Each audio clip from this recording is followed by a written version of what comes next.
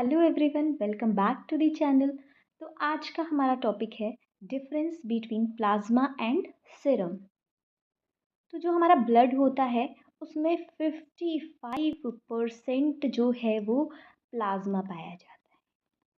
ठीक है, तो ब्लड का जो है लिक्विड पार्ट जो होता है वो प्लाज्मा होता है। और इसके अलावा 45% जो है ब्लड में जो है वो फॉर्म्ड एलिमेंट्स पाए जाते हैं। ठीक है, 45% जो है ब्लड में वो फॉर्म्ड एलिमेंट्स पाए जाते हैं, जिसमें आरबीसीज, डब्ल्यूबीसीज और प्लेटलेट्स आते हैं। ठीक है, अब हम प्लाज्मा से स्टार्ट करते हैं। तो प्लाज्मा जो है वो लिक्विड कंपोनेंट है ब्लड का। ठीक है, liquid component of blood with clotting factors. तो प्लाज्मा लिक्विड कंपोनेंट तो है ब्लड का, उसमें साथ ही साथ क्लोटिंग फैक्टर्स हैं। जबकि सीरम जो है वो लिक्विड कंपोनेंट ऑफ ब्लड है बट विदाउट क्लोटिंग फैक्टर्स। ठीक है, तो हमने यहाँ पर क्या देखा कि प्लाज्मा जो है उसमें क्लोटिंग फैक्टर है। ठीक है, लेकिन सीरम में क्लोटिंग फैक्टर नहीं है। ठीक है, प्लाज्मा जो है, अब प्लाज्मा में 90 to 92% जो है वो वाटर पाया जाता है। इसके अलावा उसमें स्मॉल अमाउंट ऑफ मिनरल्स पाए जाते हैं, न्यूट्रिएंट्स पाए जाते हैं और कुछ प्रोटीन्स भी पाए जाते हैं। ठीक है, उनमें से कुछ प्रोटीन्स हैं albumins, globulin and fibrinogen.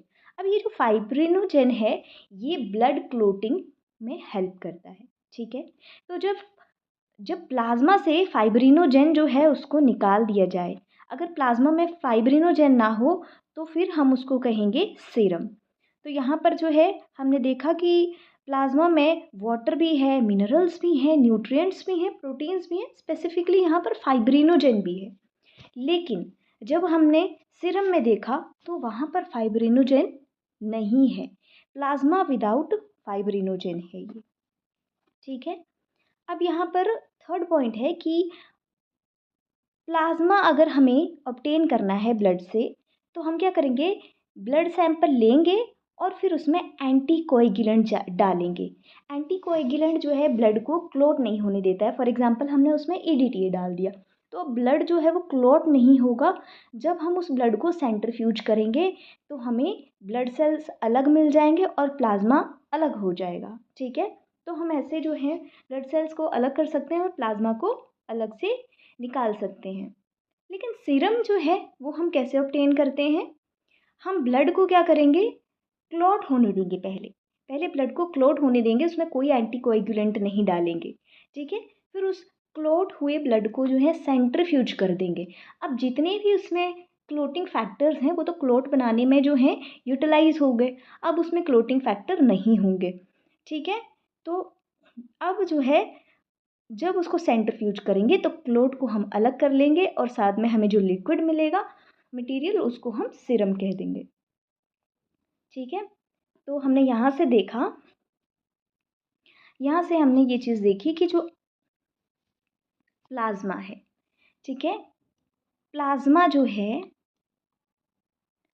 Plasma में क्लोटिंग फैक्टर होते हैं।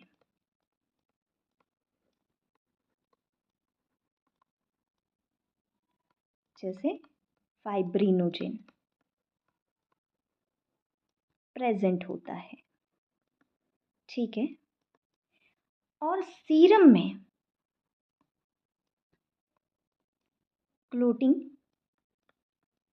फैक्टर एब्सेंट होता है। ठीक है, तो इसको हम कह सकते हैं प्लाज्मा क्या है, सॉरी प्लाज्मा नहीं, सीरम क्या है, प्लाज्मा विदाउट क्लोटिंग फैक्टर। ठीक है, तो सीरम क्या है, प्लाज्मा से अगर हम क्लोटिंग फैक्टर निकाल